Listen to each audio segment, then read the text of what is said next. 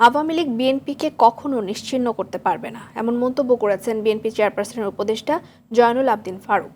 জাতীয় প্রেস ক্লাবের সামনে ভারতীয় পণ্য বর্জন এবং তত্ত্বাবধায়ক সরকারের দাবিতে মানববন্ধনে তিনি এমন কথা বলেছেন। আওয়ামী লীগ সাধারণ সম্পাদক ওবায়দুল কাদের কোন সেক্টরে যুদ্ধ করেছেন দেশের জনগণের সামনে প্রকাশ করারও আহ্বান জানান ফারুক। দেশের শিল্পকে বিকশিত করতে ভারতীয় পণ্য বর্জনেরও আহ্বান জানান তিনি।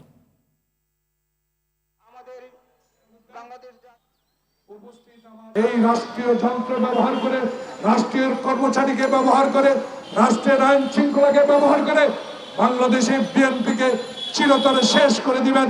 বাংলাদেশের বিএনপি নিয়ে আজকের সরকারি দলের সাধারণ সম্পাদক যেই সকল বক্তব্য দেন, এই সকল বক্তব্য আজকে গ্রহণযোগ্য নয়।